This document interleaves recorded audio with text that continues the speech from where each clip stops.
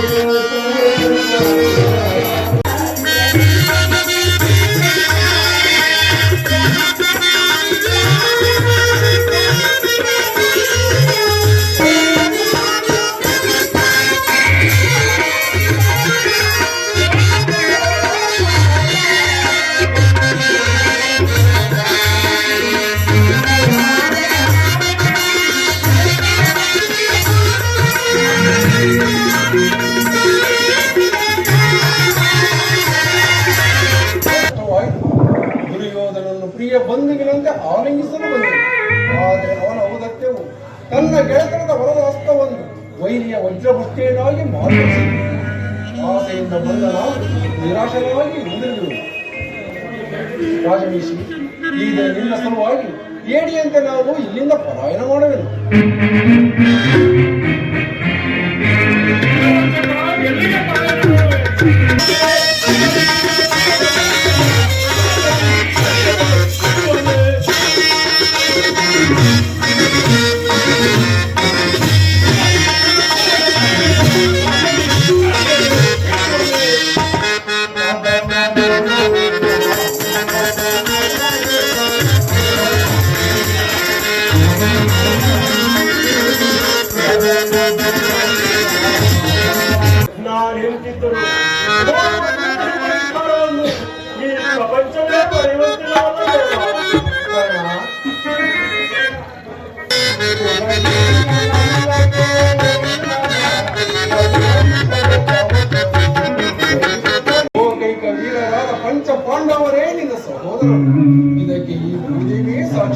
ನನ್ನ ಮಾತನ್ನು ನಂಬು ಕರ್ಣ.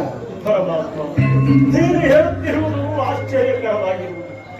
ಮರೆತಿದ್ದೇನೆ. ಈಗ ಯುದ್ಧ ಕಾಲ, ನೀನು ಪಾಂಡವರನ್ನು ರಕ್ಷಿಸುವುದಕ್ಕಾಗಿ ಈ ರೀತಿ ಹೇಳಿ ನನ್ನನ್ನು ರಕ್ಷಿಸುತ್ತೀಯಾ ದೇವ? ಕರ್ಣ, ರಾಜನೆನಿಸಿಕೊಂಡು ದಿವ್ಯ ಸಿಂಹಾಸನ ಮೇಲೆ ಕುಳಿತು ರಾಜ್ಯಭಾರ ಮಾಡಬೇಕಾಗಿದ್ದ ನೀನು ಈ ರೀತಿ ಪರರ ಸೇವೆಯಲ್ಲಿ ಕೈಕಟ್ಟಿಕೊಂಡು ಕುಳಿತಿರುವೆಯಲ್ಲ, ಇದು ನಿನ್ನ ಧರ್ಮವೇ ಕರ್ಣ?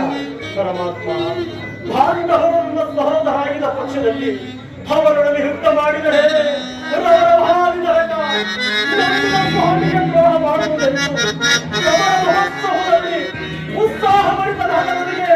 ಇಂತಹ ಸಂಕಟ ಇದರಿಂದ ಲೋಕಾಪವಾದಕ್ಕೆ ಎದರಿ ನಿನ್ನನ್ನು ಗಂಗಾ ನದಿಯಲ್ಲಿ ತೇಲಿಬಿಟ್ಟಳು.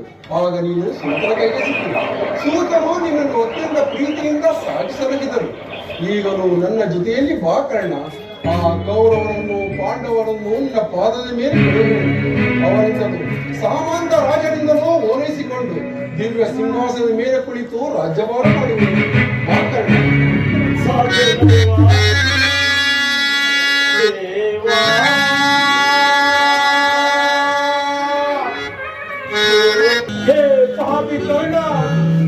ಪಾಂಡುಪುತ್ರನಾಗಿ ಜನಿಸಿ ಪಾಂಡವರನ್ನೇ ಕೊಲ್ಲಲು ಹೊರಟಿದೆಯಲ್ಲೋ, ಅವರೊಡನೆ ಯುದ್ಧವೇ?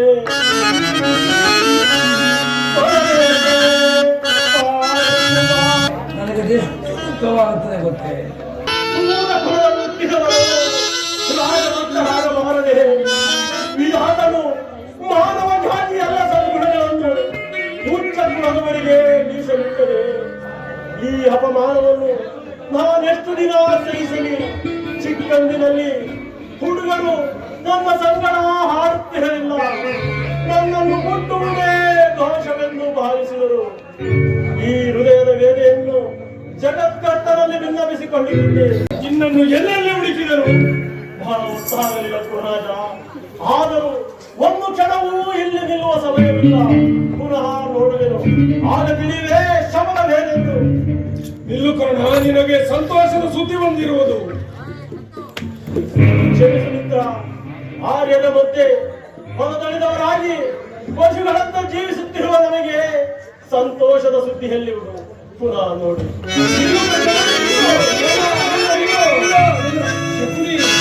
ಕರ್ಣನ ಈ ದಿನ ರೀತಿಯೇ ಬೇರೆ ಆಗಿರುವುದಲ್ಲ. ನಾನು ಬಹಳ ಯೋಚಿಸಿ ಕರ್ಣನಿಗೆ ಸೈನ್ಯಾಧಿಕಾರಿ ಪಟ್ಟವನ್ನು ಕಟ್ಟಬೇಕೆಂದು ತಿಳಿಸಲು ಇಲ್ಲಿಗೆ ಬಂದೆನು.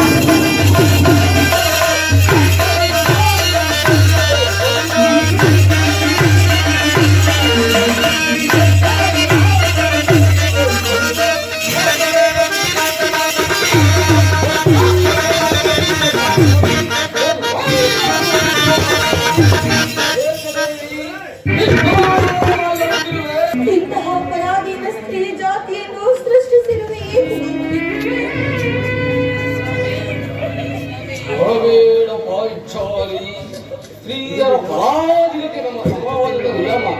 ಭಗವ ಸ್ವರೂಪರಾದ ಋಷಿಗಳಾಗ್ಲಿ ಪತ್ನಿಯನ್ನು ದ್ಯೂತದಲ್ಲಿ ಪ್ರಣವ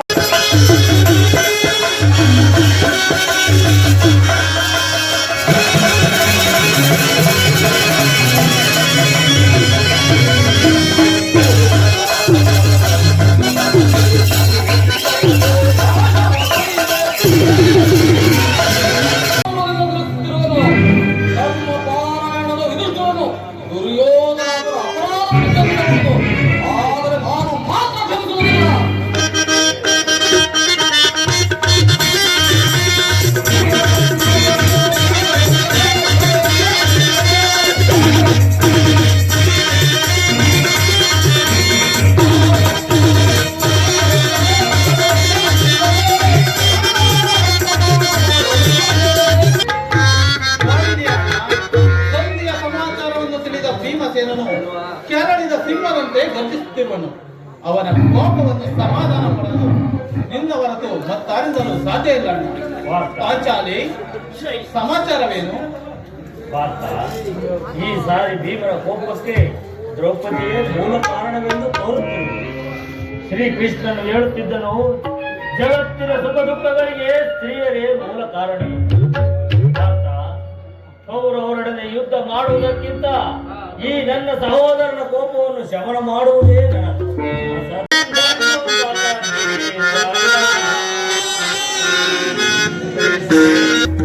ಪರಮಾತ್ಮ. ಮೂಲ ಕಾರ್ಯವೇನಾಯ್ತು ವಾಸುದೇವ? ಹೋದವರಾರು ಕೃಷ್ಣನಲ್ಲವೇ? ಅಂದರೆ ಎಲ್ಲವೂ ಸಮರ್ಪಕವಾಗಿಯೇ ನಡೆಯಿತು. ನಾನು ನಿರೀಕ್ಷಿಸಿದಂತೆಯೇ ನಡೆಯಿತು. ಭೀಷ್ಮ ದ್ರೋಣಾದಿಗಳು ನನ್ನನ್ನು ಬಹುವಿಧವಾಗಿ ಉಪಚರಿಸಿದರು. ಸ್ವಯಂ ಧೃತರಾಷ್ಟ್ರನು ನನ್ನನ್ನು ಬಹುವಿಧವಾಗಿ ಉಪಚರಿಸಿದರು. ಸಂಧಿಯ ವಿಚಾರವು ನಡೆಯಿತೇ ವಾಸುದೇವ? ಓಹೋ, ನಡೆಯಿತು ತಗೊಂಡ ಪಾಂಚಾಲಿ, ನಾನು ಹೋಗುವೆನು. ಈ ಸಂಧಿಯ ಪರಾಮರ್ಶಗಳನ್ನು ಕೇಳುವುದರಿಂದ ನಾನು ಪ್ರಯೋಜನವಿಲ್ಲ. ನಿಮ್ಮ ಅಪೌರುಷ ವರ್ತನೆಯು ಪುರಸ್ಕಾರವು ನಿಮಗೆ ಇರಲಿ. ಪ್ರತಿಜ್ಞೆಯಂತೆ ನಡೆಯುವ ಸ್ವತಂತ್ರ ಮಾತುಗಳಿಗೆ ಕ್ಷಣಕಾಲ ತಾಳ್ಮೆಯಿಂದಿರಿ. ಅಣ್ಣನ ಮಾತುಗಳು ಮುಗಿಯಲಿ. ನಿಮ್ಮಣ್ಣ ತಾಳ್ಮೆಯು ಕಣ್ಣಗಾಗುವುದು. ಈ ಸಂದೇಶವನ್ನು ಈ ಸಂಧಿಯ ಸುದ್ದಿಯು ನನಗೊಪ್ಪದು. ಒಪ್ಪುವ ವಿಚಾರ ಹೊಂದಿರುವುದು ಭೀಮ. ರಹಸ್ಯವೆಲ್ಲ ಭೀಮ. ನಿನ್ನನ್ನು ಕಂಡರೆ ನನಗೆ ಅಷ್ಟೊಂದು ಭಯ. ನಿನ್ನ ಗದೆಯನ್ನು ದೂರವಾಗಿಟ್ಟು ನನ್ನ ಪಾರ್ಶ್ವದಲ್ಲಿ ಬಂದು ಕುಳಿತುಕೋ. ಆಗ ನಿನಗೆ ದುರ್ಯೋಧನನ ಪ್ರಿಯವಾದ ಸಂದೇಶವನ್ನು ಹೇಳುವೆ.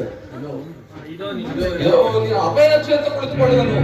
ಈಗ ನಾನು ಹೇಳುವುದು ಏನೋ ಸಂದೇಶ. ಯಾಕೆ ಸೇರಿ ಸಮೀಪಕ್ಕೆ ಬಾ. ನಾನು ಹೇಳಿದಂತೆಯೇ ಮಾಡಬೇಕು. ಕಂಡೆಯ ನಿನ್ನ ಮಾತನ್ನು ನಾನಿಂದಾದರೂ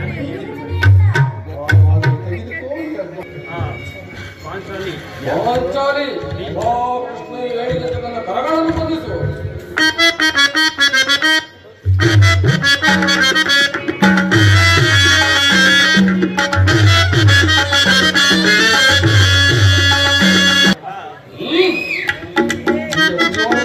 ಕೆಲವು ಇಚ್ಛೆ ಇದೆ ತಾನೆ? ನೀವು ಸಂಧಿಯನ್ನು ಅಪೇಕ್ಷಿಸುವುದಾದರೆ ಅದು ದೊರಕುವುದು ರಣಾಂಗಣದಲ್ಲಿ. ಶಸ್ತ್ರಾಸ್ತ್ರಗಳ ಸ್ಪರ್ಶ ಹೊಂದಿರಬೇಕು. ವೀರ ರಚಿತರ ಮೋಕ್ಷದಲ್ಲಿ ನಾನೇ ಬಿಡಿಸಿಕೊಳ್ಳುವೆನು.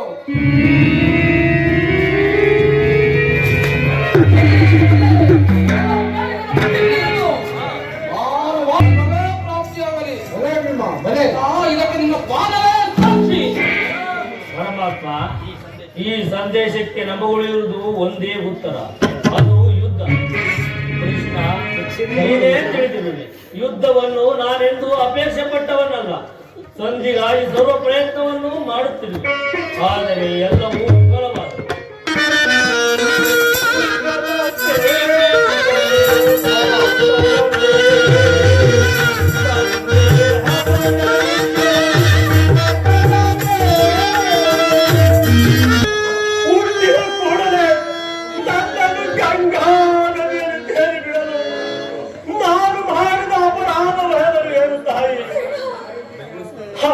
ಜಲಚರಗಳು ಈ ಪಾಪಿ ದೇಹವನ್ನು ತಿನ್ನದೆ ಬಿಟ್ಟವಲ್ಲಮ್ಮ.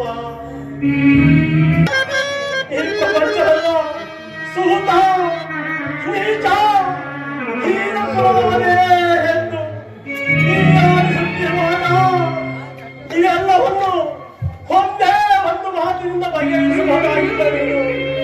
ಏಕಪ್ಪ ಸುಮನಾದೆ, ಹೇಳ್ತಾಯಿ ಏಕಪ್ಪ ಸುಮನಾದೆ. ಬಾಲಕರೇ, ಮಾಗುಡಿಗಳೇ, ಸೂರ್ಯ ಚಂದ್ರಾದಿಗಳೇ, ನನ್ನ ಸ್ವಾಮಿಯನ್ನು ನೀವೇ ಕಾಪಾಡಬೇಕು. ಇಂದ್ರನು ಕವಚವನ್ನು ಅಪಹರಿಸಿದನು, ವಿದುರನು ಬಿಲ್ಲನ್ನು ಮುರಿದು ಬಿಸಾಡಿದನು. ಶ್ರೀಕೃಷ್ಣ ಪರಮಾತ್ಮನು ನನ್ನ ಜನ್ಮ ವೃತ್ತಾಂತವನ್ನು ಹೇಳಿ ನನ್ನ ಹೃದಯದ ಸ್ಥೈರ್ಯವನ್ನೇ ಕಿತ್ತು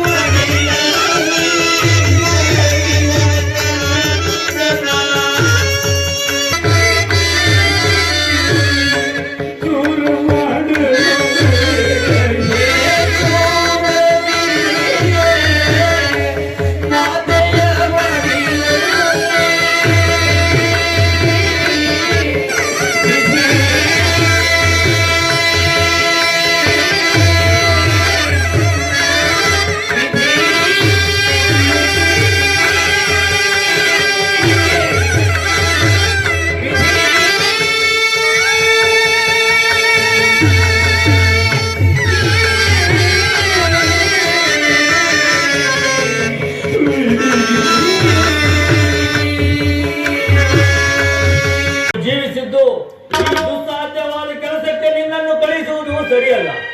ನೀನಿನ್ನು ಹಸುಳೆ. ಕೌರವರ ಯೋಧ ಬಾಣದ ರಭಸವನ್ನು ತಡೆಯುವ ಶಕ್ತಿ ನಿನ್ನಲ್ಲಿಲ್ಲ.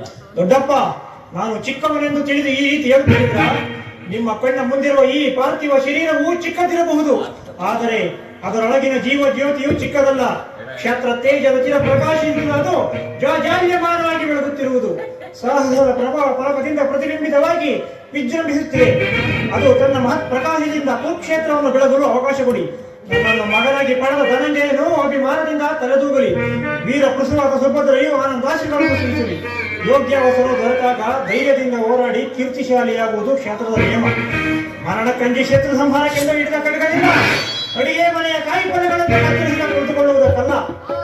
ನಾನು ತಾಯಿಯ ಗರ್ಭದಲ್ಲಿದ್ದಾಗ ಈ ಚಕ್ರ ವ್ಯೂಹವನ್ನು ಭೇದಿಸುವ ಉಪಾಯವನ್ನು ಕಲಿತಿರುವೆನು. ಈಗ ಅದರ ಉಪಯೋಗಕ್ಕೆ ಅವಕಾಶವು ದೊರೆತಿರುವುದು. ಅದನ್ನು ವ್ಯರ್ಥ ಮಾಡಬೇಡ ತಂದೆಯೇ. ನನಗನುಮತಿಯನ್ನು ಕೊಡಿ. ಆಗ ತಿಳಿಯುವಿರಿ ಪಾತ್ರನ ಮಗನು ಅಗ್ರಜ, ಅಭಿಮನ್ಯುವಿನ ಪ್ರಾರ್ಥನೆಯನ್ನು ನಿರಾಕರಿಸಬೇಡ. ಈ ವೀರ ಬಾಲಕನ ಉತ್ಸಾಹ ಭಂಗ ಮಾಡಬೇಡ. ನನ್ನ ಸೈನ್ಯವನ್ನೆಲ್ಲ ತೆಗೆದುಕೊಂಡು ಅಭಿಮನ್ಯುವಿಗೆ ಸಹಾಯಕನಾಗಿ ನಿಲ್ಲುವೆನು. ಅಭಿಮನ್ಯು ವ್ಯೂಹವನ್ನು ಭೇದಿಸಿದೊಡನೆ ನಾವೆಲ್ಲರೂ ಒಳಗೆ ನುಗ್ಗಿ ಅವನು ಚಿತ್ರಚಿತ್ರವಾಗಿ ಮಾಡುವೆವು. ಅನಿರೀಕ್ಷಿತವಾಗಿ ಒಳಗೆ ಬಂದ ಈ ಸಹಾಯವನ್ನು ನಿರಾಕರಿಸುವುದು ಉಚಿತವಲ್ಲ. ಸಹೋದರ ಭೀಮಸೇನ, ನಿನ್ನಿಷ್ಟದಂತೆ ಆಗಲಿ. ಈ ಪ್ರಿಯ ಬಾಲಕನ ಪ್ರಾಣವನ್ನು ನಿನ್ನ ಕೈಯಲ್ಲಿ ಇಡುವುದು. ಯುದ್ಧ ರಂಗಭೂಮಿಯಲ್ಲಿ ಕ್ಷಣ ಕಾಲವೂ ಇವನನ್ನು ಬಿಟ್ಟಿರಲಾಗದು. ಧನಂಜಯನ ಈ ಪ್ರಾಣ ಫಲಕವು ಅಚ್ಚಳಿಯದೆ ಪುನಃ ಬಂದು ಅವನನ್ನು ಸೇರಿದೆ. ಹೋಗು ಅಭಿಮನ್ಯು, ಜಯಶೀಲನಾಗಿ ಹಿಂತಿರುಗು. ದ್ರೋಣನ ಚಕ್ರವು ನಿನ್ನ ಪಾಲಿಗೆ ಪುಷ್ಪ ವ್ಯೂಹವಾಗಲಿ. ದೊಡ್ಡಪ್ಪ, ನಿಮ್ಮೆಲ್ಲರ ಆಶೀರ್ವಾದವನ್ನು ನನ್ನ ವಜ್ರ ಕವಚದಿಂದ ರಕ್ಷಿಸಿಕೊಂಡಿರಲು ಭಯವಿಲ್ಲ ದೊಡ್ಡಪ್ಪ. ಹೋಗೋಣ. ನನ್ನೊಡನೆ ಯುದ್ಧ ಮಾಡಲು ಸಿದ್ಧರಿರುವ ಕ್ಷತ್ರಿಯ ಯೋಧರನ್ನು ಒಂದು ಸಾರಿ ನೋಡುವೆನು. ದುರ್ಯೋಧನನ ಹಿತಾಕಾಂಕ್ಷೆಯಿಂದ ತಮ್ಮ ಪ್ರಾಣಗಳನ್ನೇ ತೃಣಪ್ರಾಯವಾಗಿ ಪರಿಗಣಿಸಿ ಕುರುಕ್ಷೇತ್ರದಲ್ಲಿ ಸಮ್ಮಿಳಿತರಾಗಿರುವ ಕ್ಷತ್ರಿಯ ಯೋಧರನ್ನು ಒಂದು ಸಾರಿ ತೋರಿಸುವಾಗದೇವ. ನಿನ್ನ ಇಚ್ಛೆ ಅರ್ಜುನ, ನಿನಗೆ ವಂದಿಸು ಪಾರ್ಥ. ಆಜ್ಞೆ ಮಾಧವ. ಭೀಷ್ಮನ್, ಕುರು ಪಿತಾಮಹ, ಇದೋ ನಿಮಗೆ ವಂದಿಸುವೆನು. ಅರ್ಜುನನ ಪ್ರಣಾಮಗಳನ್ನು ಸ್ವೀಕರಿಸಿ. ವಾಸುದೇವ, ಇದೆಂತಹ ಪವಿತ್ರವಾದ ಸುಸಮಯ. ಈಗ ನನ್ನ ಮನಸ್ಸಿನಲ್ಲಿ ಹುಟ್ಟುತ್ತಿರುವ ಭಾವನೆಗಳನ್ನು ನಿನಗೆ ತಿಳಿಸಬಲ್ಲವನಾದರೆ ಇದೇನು ಅರ್ಜುನನ ಪತನವೇ ಅಥವಾ ಉತ್ಥಾನವೇ ದೇವ? ಏಕೆ ಪಾರ್ಥ, ಏನಾಯಿತು? ಏಕೆ ಇಷ್ಟೊಂದು ವಿಚಲಿತನಾಗಿರುವೆ? ವಾಸುದೇವ, ರಾಜ್ಯ ಲೋಭದ ಆಸೆಯಿಂದ ಇವರನ್ನು ವಹಿಸಲು ನನ್ನಿಂದಾಗದು. 3 ಲೋಕದ ಸಾರ್ವಭೌಮತ್ವದ ಪದವಿಯ ಸಲುವಾಗಿ ನಾನೀ ಗುರುವದೆಗೆ ಜ್ಞಾತಿ ಹಿಂಸೆಗೆ ಕೈ ಹಾಕಲಾರೆನು ವಾಸುದೇವ. ನಮಗೆ ಈ ಯುದ್ಧವು ಬೇಡ. ಬಂದು ಬಾಂಧವರ ರಕ್ತದಿಂದ ತೊಯ್ದ ರಾಜ ಭೋಗವನ್ನು ಅನುಭವಿಸುವ ಇಚ್ಛೆಯೂ ನನಗಿಲ್ಲ. ಅಶಾಶ್ವತವಾದ ರಾಜ್ಯಕ್ಕೊಳಗಾಗಿ ಶಾಶ್ವತವಾದ ಧರ್ಮವನ್ನು ನಾಶ ಮಾಡದೆ ಯಾರು ಯಾರನ್ನು ವಧಿಸುವುದು ಪಾರ್ಥ? ಅಡಿವಿಲ್ಲದ ಆತ್ಮವನ್ನು ವಧಿಸುವುದು ಅಸಂಭವ. ಮನುಷ್ಯನು ಒರಿದು ಹೋದ ಬಟ್ಟೆಗಳನ್ನು ಬಿಸಿಟ್ಟು ಹೊಸ ಬಟ್ಟೆಯನ್ನು ಧರಿಸುವಂತೆ ಆತ್ಮವು ಜೀರ್ಣವಾದ ದೇಹವನ್ನು ತ್ಯಜಿಸಿ ಬೇರೊಂದು ದೇಹದ ಆಶ್ರಯವನ್ನು ಪಡೆಯುವುದು. ಈ ಭೀಷ್ಮ, ನೋಡಲು ನಾನು ನೀನು ಸಹ ಹಿಂದೆ ಅನೇಕ ಸಾರಿ ಜಯಿಸಿರುವೆವು, ಮುಂದೆಯೂ ಜಯಿಸಿರುವೆವು. ಜನ್ಮ ಮೃತ್ಯುಗಳು ಆತ್ಮದ ಅನಂತ ಪ್ರವಾಸದ 2 ಅಂತರಗಳು. ಹುಟ್ಟಿದವನಿಗೆ ಮರಣವು, ಮೃತವಿಗೆ ಪುನರ್ಜನ್ಮವು ಮೊದಲೇ ನಿಶ್ಚಯವಾಗಿರುವುದು. ಅವಶ್ಯವಾಗಿ ಆಗಬೇಕಾದದಕ್ಕೆ ಮೂಢರಂತೆ ಚಿಂತಿಸಿ ಫಲವೇನು? ಯುದ್ಧವು ಕ್ಷತ್ರಿಯರ ಧರ್ಮ. ನೀನು ಆ ಧರ್ಮವನ್ನು ಪಾಲನೆ ಮಾಡಬಾರ್ದ? ನಿನ್ನನ್ನು ತಿಳಿಯುವ ಬಗೆ ಹೇಗೆ? ಉತ್ತರವನ್ನು ಕರುಣಿಸು ಮಹಾಮಹಿಮ, ಉತ್ತರವನ್ನು ಕರುಣಿಸು. ಮಾನವ ಚಕ್ಷುಗಳಿಂದ ನಾನು ಇದನ್ನು ನೋಡಲಾರೆನು ಪ್ರಭು. ಕೈ ಕಾಲುಗಳು ಕಂಪಿಸುತ್ತಿರುವುದು, ಸ್ಫೂರ್ತಿ ಇಲ್ಲ. ಕರುಣಾಮಯನೇ, ಆಗದಂತೆ ಸುರಕ್ಷಿತವಾಗಿ ದಡವನ್ನು ಮುಟ್ಟಿಸಲು ನಾನು ಕರುಣಾಧಾರನಾಗಿ ನಿಂತಿರುವೆನು. ಅರ್ಜುನ, ತೆಗೆದುಕೋ ದುರ್ಬಾಣಗಳನ್ನು, ಮುಳುಗಿಸೋ ಸಮರಗೀತೆಯನ್ನು.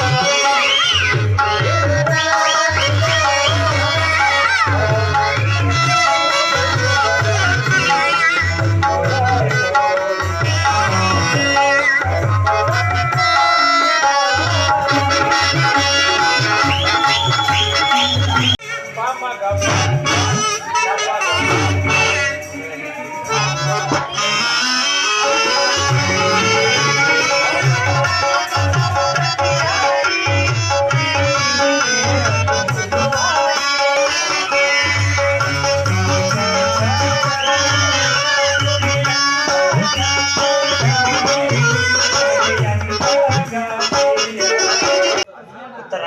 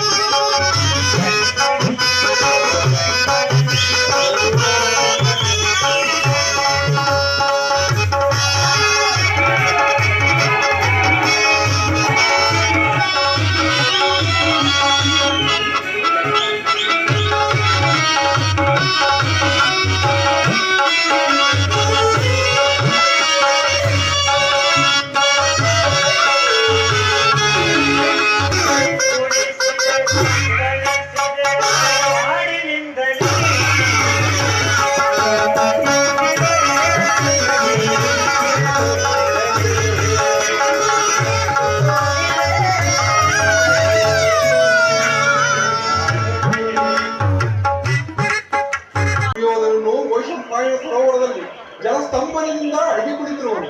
ಗಟ್ಟಿಯಾಗಿ ಕೂಗು ಭೀಮ ಹೊರಗೆ ಬರುವನು.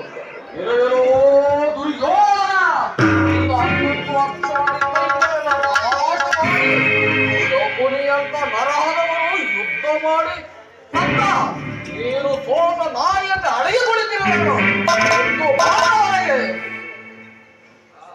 ಎದ್ದು ಬಾರವರೆಗೆ.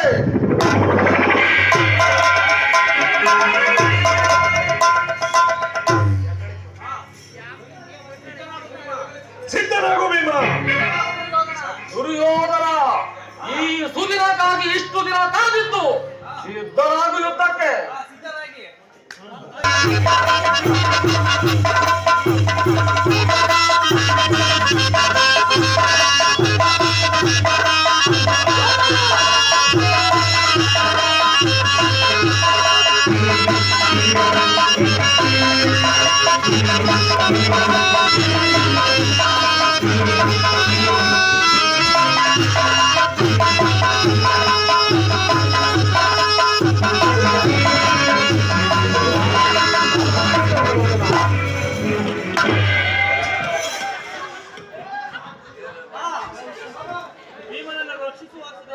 ಪರಮಾತ್ಮ ನೀನೇ ರಕ್ಷಿಸಬೇಕು ದೇವ. ಶಾಂತನಾಗೋ ಧರ್ಮನಂದನ.